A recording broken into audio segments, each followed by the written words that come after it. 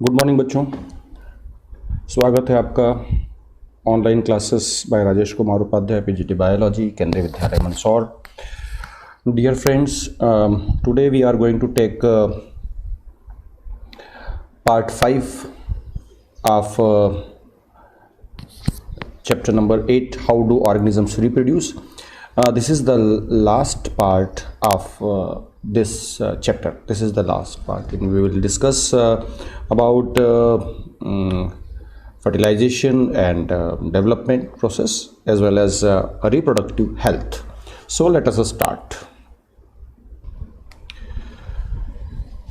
Dear friends, in last video in part 4 we already discussed about the female reproductive system, male reproductive system as well as female reproductive system, but female reproductive system को हमने थोड़ा सा जल्दबाजी में discuss किया था। तो आइए थोड़ा सा और इसके बारे में यहाँ से इसको हम रिकैपिचुलेट कर लेते हैं, थोड़ा सा एक बार रिवाइज कर लेते हैं। Female reproductive system is consist by a pair of ovary, दो ओवरी होगी, a pair of ovary, right ovary and left ovary. Okay, pair of ovaries होती है और they are present in our abdominal region and there we can say they are responsible for secretion of two hormones, progesterone and estrogen. Progesterone और estrogen दो hormone का secretion करते हैं, as well as ovum का formation भी यहीं पर होता है by the process of oogenesis, और उसके बाद उस ओवम को रिलीज कर दिया जाएगा फेलोपियन ट्यूब में थ्रू द फिम्ब्री। ये फिम्ब्री है फेलोपियन ट्यूब का पहला पार्ट। यहाँ पर फिम्ब्री के थ्रू उस ओवम को रिसीव कर लिया जाएगा, रिलीज कर दिया जाएगा ओवरी के थ्रू, और फेलोपियन ट्यूब उसको रिसीव कर लेगी। प्रोसेस जो रिलीजिंग की प्रोसेस होती है उसको हम ओव्यूलेशन कहते हैं। ठीक है, ओव्यूलेशन के बाद में जो ओवम होगा वो फेलोपियन ट्यूब में ट्रांसफ़र हो जाएगा। अब फेलोपियन ट्यूब जो हैं उनके नंबर्स दो होते हैं। Fallopian tubes, pair of fallopian tubes present in female reproductive system, right fallopian tube, left fallopian tube, जो उनके रेस्पेक्टिव साइड में जो ओवरीज है उनसे कनेक्टेड रहेंगे और ओवम को रिसीव करने का काम करते हैं। और यहाँ पर ये एक इसके जो तीन पार्ट होते हैं, वैसे एम्पुला है ना, फिम्ब्री, एम्पुला और इस्थेमस, तीन पार्ट होते हैं।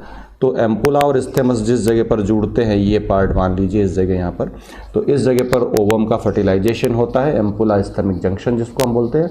यहाँ फर्टिलाइजेशन की प्रोसेस कंप्लीट होती है और उस जाइगोट का फॉर्मेशन होता है, और जाइगोट से एम्ब्रियो का जो अर्ली डेवलपमेंट होता है वो यहीं पर शुरू हो जाता है। उसके बाद हम बात करते हैं यूट्रस की। तो यूट्रस एक बैग लाइक स्ट्रक्चर है जिसको हम चेम्बर ऑफ डेवलपमेंट भी कह सकते हैं। यहीं पर जो फीटस होता है वो प्लेजेंटा के थ्रू यूट्रस से ही कनेक्टेड होता है, और प्लेजेंटा के थ्रू वो till the complete gestation period, या जिसको अपन प्रेगनेंसी पीरियड कहते हैं, उसमें प्लेजेंटा के थ्रू वो यहीं से न्यूट्रिशन लेता है, और यहीं 36 वीक अप्रॉक्सीमेट जिसको कहें या 9 मंथ के लिए वो यहीं पर डेवलपमेंट उसका होता है। कंप्लीट इंटरनल डेवलपमेंट की प्रोसेस होती है ह्यूमन बींग्स में। ठीक है, तो ये यूट्रस का फंक्शन हो गया।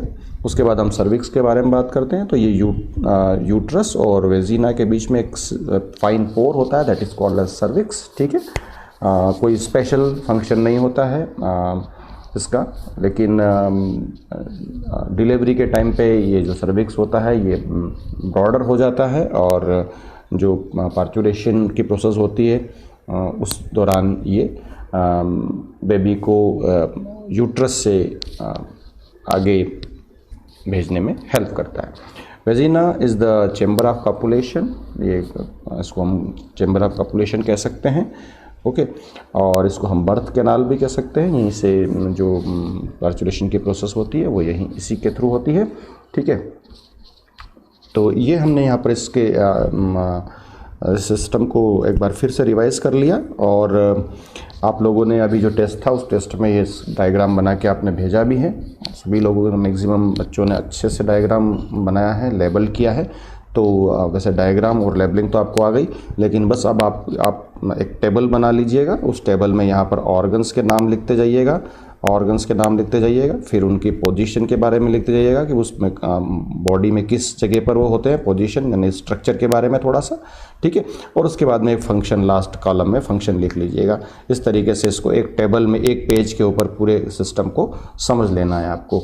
सिमिलरली मेल रिप्रोडक्टिव सिस्टम को भी ऐसे ही ऑर्गन, यहाँ पर उसके बाद में उनकी पोजीशन एंड स्ट्रक्चर, और उसके बाद फंक्शन करके इस तरीके से एक टेबल बना के उसको आपको समझ लेना है। बहुत ज़्यादा डिटेल भी समझने की कोई आवश्यकता नहीं है, मतलब इतना ही आप करेंगे तो आप सफिशिएंट आपके पास नॉलेज हो जाएगा, ठीक है। चलिए, तो ये हमने इसको रिवाइज कर लिया। अब चलते हैं हमारे आगे के टॉपिक पर। Male reproductive system, female reproductive system हमने समझ लिया। उसके बाद हम फर्टिलाइजेशन और उसके आगे की प्रोसेस को समझते हैं। तो उसके बाद हम बात करते हैं फर्टिलाइजेशन की। तो फर्टिलाइजेशन यहाँ से हम स्टार्ट कर सकते हैं। The semen is discharge into the vaginal track during the copulation. Copulation के दौरान सीमन जो होता है वो वेजिनल ट्रैक में डिस्चार्ज हो जाता है। The sperm travel upwards and reach the fallopian tube where the sperm fuse with the ovum to form the zygote। मैंने अभी आपको बताया था कि वहाँ पर जो फेलोपियन ट्यूब में एम्पुला स्थैमिक जंक्शन होता है, वहीं पर ओवम होता है। रिलीज होने के बाद में वो वहीं पर रेस्ट करता है, और वहीं जब ये जो सीमन के से जो स्पर्म्स निकलेंगे, they will travel towards the vagina to cervix, cervix to uterus and uterus to fallopian tube. Fallopian tube में जहाँ ओवम है वहाँ तक पहुँच जाएंगे, उसको फर्टिलाइज करेगा। एक sperm, only one sperm is able to fertilise the ovum to form zygote, और जाइगोट का फॉर्मेशन करेगा। The zygote divides and redivides and descends into the uterus. अब वो डिवाइड और रीडिवाइड होता हुआ फेलोपियन ट्यूब से यूट्रस की तरफ लगातार बढ़ेगा। यहाँ इसका फर्टिलाइजेशन हुआ, उसके बाद में लगातार उसका डिवाइड रीडिवाइड यानी कि नंबर ऑफ सेल्स बढ़ती जाएगी, और वो डिसेंडिंग पोजीशन में आता जाएगा, यानी कि यूट्रस की तरफ आता जाएगा, ठीक है। तो ये अर्ली स्टेज की बात कर रहे हैं अपन। Descends into the uterus and the embryo gets implanted up into the endometrium. तो जो यूट्रस की जो सबसे अंदर वाली मेम्ब्रेन लेयर होती है, this is called as endometrium, myometrium और पेरीमेट्रियम, ठीक है। तो ये एंडोमेट्रियम जो होती है, वहाँ पर ये प्लेजेंटा के थ्रू जो फीटस है वो कनेक्ट हो जाएगा। इस प्रोसेस को हम बोलते हैं इम्प्लांटेशन। तो इम्प्लांटेशन की प्रोसेस हो जाएगी, ठीक है, within 72 hours of fertilization. Fertilization के 72 आवर्स के बाद में ये प्रोसेस कंप्लीट हो जाती है। Implantation into the endometrium. Endometrium मतलब वही यूट्रस, आप यूट्रस ही लिख सकते हैं। The endometrium thickens so as to receive the embryo. तो एम्ब्रियो को रिसीव करने के लिए वो थिकन हो जाती है, ठीक है। ये मेंस्ट्रुअल साइकिल के लगभग हम बोलते हैं 16, 14, 15, 16 डे में ये प्रोसेस होती है। तो at that time the endometrium या we can say uterine wall becomes thickened and it get ready to implant the embryo। Embryo को इम्प्लांट करने के लिए रेडी हो जाती है, और प्लेजेंटा का फॉर्मेशन हो जाता है, एम्ब्रियो वहाँ पर जो है वो इम्प्लांटेड हो जाता है, ठीक है। तो आगे पढ़ते हैं।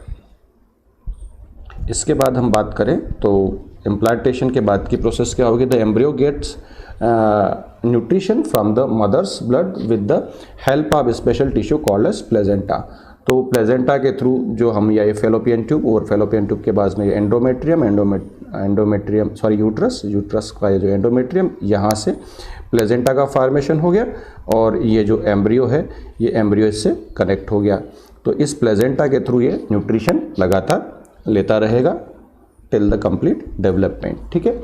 विच is a disc like structure embedded in the uterine wall. Uterine wall से जुड़ा हुआ रहता है placenta. It contains finger like villi होते हैं उसके पास में on the embryo side, while on the mother side blood space surrounded the villi. दोनों साइड विली होते हैं। जब ये इम्प्लांटेशन की प्रोसेस होती है तो मान लिया जाए कि ये यूट्रस है, तो इस यूट्रस में से इससे फिंगर लाइक प्रोजेक्शंस निकलते हैं, और ये जो एम्ब्रियो होता है इससे भी ये फिंगर लाइक प्रोजेक्शंस निकलते हैं। दोनों आपस में जुड़ जाते हैं, दोनों विलीज आपस में जुड़ जाती है, और उसके बाद में ये यहाँ जो स्ट्रक्चर बनता है, this structure is called as placenta. इससे प्लेजेंटा का फॉर्मेशन होता है। ठीक है, दोनों जो फीटस है या एम्ब्रियो जो है, एम्ब्रियो और यूट्रस, मदर का जो यूट्रस होता है, उन दोनों के जो ब्लड वेजल्स होते हैं वो आपस में कनेक्ट हो जाते हैं प्लेजेंटा के थ्रू, यानी कि एक स्ट्रक्चर बन जाता है। और वो जो डेवलपिंग फीटस होता है वो एक तरीके से मदर का एक ऑर्गन ही हो जाता है और वहीं से उन्हीं की ब्लड वेजल से कनेक्ट हो जाता है और वहीं से न्यूट्रिशन लेता है। ठीक है, provides a large space area for glucose and oxygen pass from the mother to the developing embryo and the waste to pass from the embryo to the mother through the placenta. तो ये placenta का function हो गया कि placenta, भाई जो developing foetus है उसको ऑक्सीजन भी चाहिए। ये मान लिया जाए मदर का यूट्रस है, यहाँ से यूट्रस से आ रहा है तो ऑक्सीजन चाहिए, तो ऑक्सीजन ट्रांसफ़र हो जाएगी प्लेजेंटा के थ्रू। लेकिन यहाँ इसके सेलुलर रेस्पिरेशन के बाद में CO2 बनेगी, तो CO2 यहाँ से ट्रांसफ़र होकर प्लेजेंटा से यूट्रस से मदर के लंग्स के थ्रू वो एलिमिनेट हो जाएगी।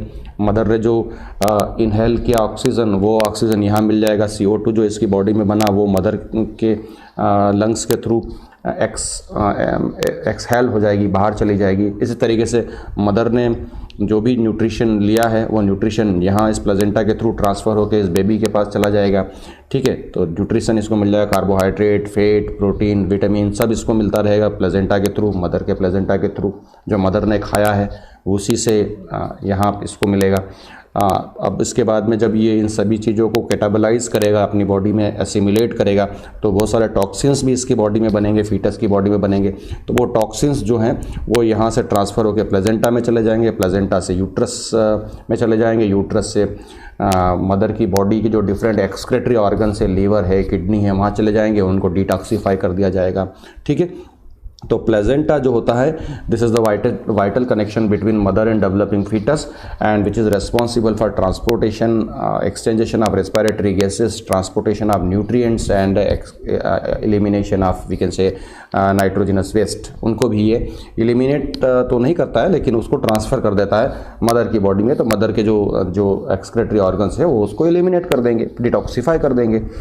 When the embryo starts resembling a human is formed, it is termed as a fetus। अब उसको बाद में जो वो एम्ब्रियो जो धीरे धीरे उसमें जब ऑर्गेनोजेनेसिस की प्रोसेस होती है, जब उसमें ऑर्गन का डेवलपमेंट होना शुरू हो जाता है, ठीक है, तो उसको अब फीटस वर्ड यूज़ करेंगे उसके लिए अपन। The foetus continues to develop inside the uterus for almost 9 month, बिल्कुल हम पहले ही डिस्कस कर चुके, 9 month after which the baby is delivered as a result of rhythmic contraction of the uterine muscle. Uterine muscle में यहाँ पर contraction होता है आफ्टर कंप्लीट डेवलपमेंट। जब डेवलपमेंट हो जाता है, यहाँ पर एक हार्मोन रेस्पॉन्सिबल है, ऑक्सीटोसिन हार्मोन। कौन सा?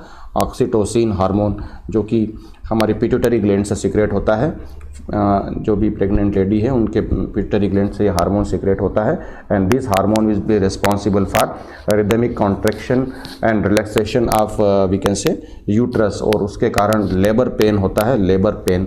ठीक है, उस लेबर पेन के कारण यहाँ पर एक स्पेशल मैकेनिज्म चलती है, फाइटल इजेक्शन रिफ्लेक्स। ठीक है, आप याद रख सकें तो रखें, कोई दिक्कत वाली बात नहीं है, 12th क्लास के लिए एक विशेष बात है ये, है ना। तो लेबर पेन होता है, उस लेबर पेन के कारण जो है पार्चुरेशन की प्रोसेस होती है, यानी कि डिलीवरी हो जाती है। ठीक है, आगे हम बात करते हैं यहाँ पर it is related to the female reproductive system. चलिए इसके बारे में पढ़ लेते हैं। menstruation, it is the loss of blood mucus along with the fertilized ovum and the rupture cell and tissue of the endometrium through the vagina of the female।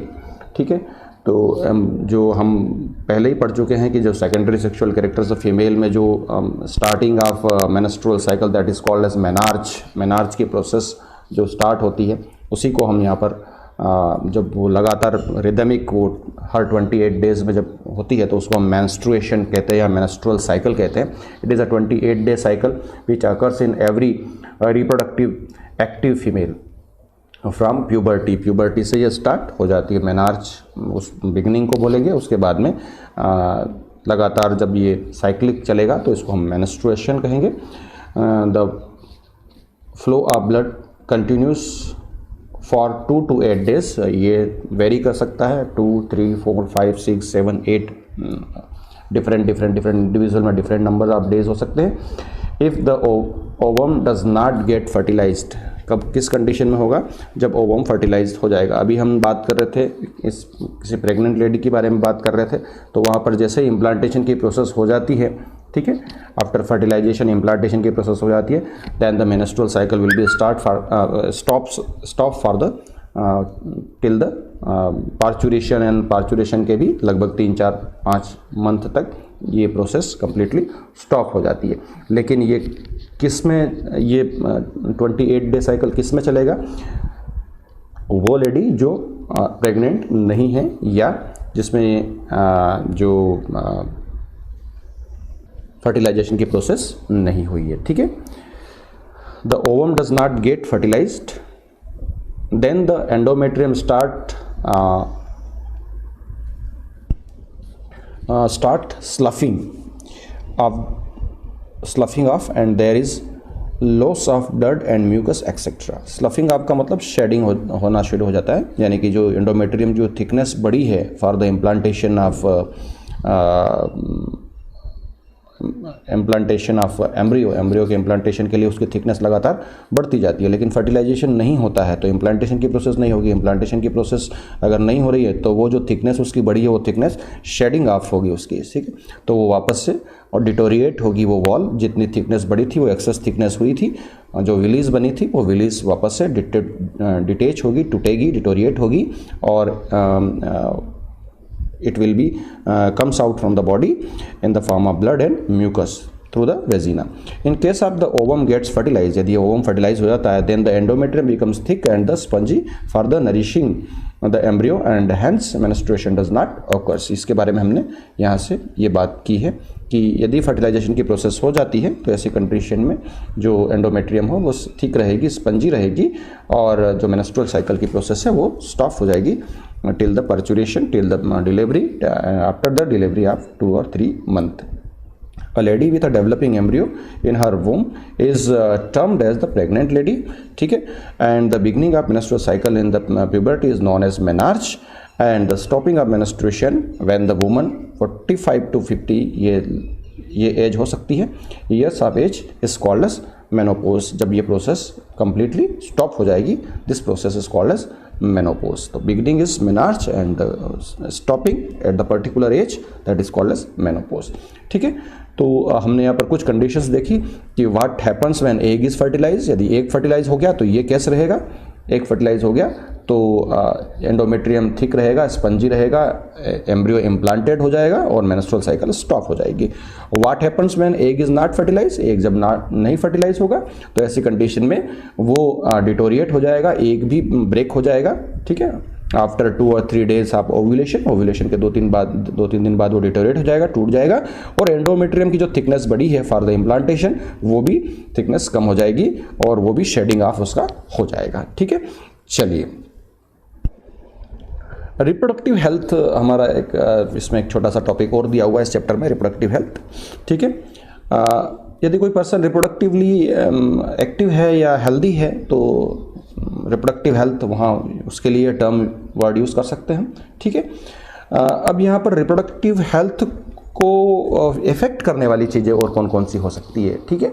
एक sexually active person को की health को effect करने वाली चीज़ें कौन कौन सी हो सकती है, तो सेक्सुअली ट्रांसमिटेड डिसीजेस के बारे में हम बात करते हैं, एसटीडीज जिनको हम बोलते हैं, एसटीडीज सेक्सुअली ट्रांसमिटेड डिसीजेस। तो नाम से ही बिल्कुल हमें समझ में आ रहा है कि ऐसे डिसीजेस जो कि सेक्सुअली ट्रांसमिट होती है। A number of disease occurs as a result of sexual intercourse if one of the parents is infected, है ना, one of the partner, sorry, कोई 2 पार्टनर में से अगर कोई इन्फेक्टेड है, सेक्सुअली डिसीज उसको है, तो वो ट्रांसमिट हो सकती है from infected person to the healthy person. These are known as sexually transmitted disease, STDs. They can be caused by the bacteria, for example of syphilis, disease का नाम है syphilis, gonorrhea, these are the diseases, ठीक है। और caused by the viruses, कुछ viruses भी हो सकते हैं, for the example of HIV AIDS। तो HIV AIDS जो है एक वायरल डिजीज है, जबकि syphilis और gonorrhea these are the disease related to the bacteria, ठीक है। एड्स हैं, वार्ड्स के बारे में एक और डिजीज दिया हुआ है। The transmission of this disease can be avoided by the using birth control measures such as wearing condom during the sexual intercourse. ठीक है, तो कुछ ऐसे डिवाइसेस हैं जो बर्थ कंट्रोल डिवाइस भी कहते हैं, and these are also protective device which can prevent a person by the sexually transmitted diseases. ठीक है, तो आइए इसके बारे में और आगे हम पढ़ते हैं। बर्थ कंट्रोल के मेजर्स और कौन कौन सा, दे can B mechanical, chemical and surgical. ये तीन तरीके के these are the different devices, we can say contraceptive devices इनको हम बोलेंगे, क्या बोलेंगे, contraceptive devices या birth control measures. They can be classified into three category: mechanical, chemical and surgical. तो सबसे पहले हम मैकेनिकल के बारे में बात कर लेते हैं। Mechanical, these are used to prevent the passage of semen to the fallopian tube. तो सीमन को फेलोपियन ट्यूब में जाने से रोक दिया जाएगा। तो ऐसी कंडीशन में जो है फर्टिलाइजेशन की प्रोसेस नहीं होगी, फर्टिलाइजेशन की प्रोसेस नहीं होगी तो बर्थ कंट्रोल हो जाएगा। Use of condoms, they are thin rubber tubes worn over the penis before the sexual intercourse. This semen gets collected into and in this and not discharged into the vagina. तो बिल्कुल अब उसके बारे में हम बात कर रहे थे कि if semen is not transferred to the fallopian tube, then there will be no chance of fertilization, and so that there will be no chance of we can say development और एम्ब्रायनल डेवलपमेंट एक्सेट्रा, यानी कि birth control वहाँ पर हो जाएगा। Diaphragm, it is the thin rubber fixed over the flexible metal ring which is fitted over the cervix in a women's body for a doctor. तो ये doctor के through ये इसको डायफ्राम को इम्प्लांट कर दिया जाता है, और जब इसको इम्प्लांट कर दिया जाएगा it will also check the transfer of semen और sperm into the fallopian tube. तो वहाँ पर भी फर्टिलाइजेशन की प्रोसेस को चेक कर दिया जाएगा। Intra uterine contraceptive devices, IUCDs जिसको अपन बोलते हैं, it is inserted in the uterus and it's insertion causes certain secretion which prevents the implantation of the embryo in the uterine wall. Both methods, first and third, causes side effect.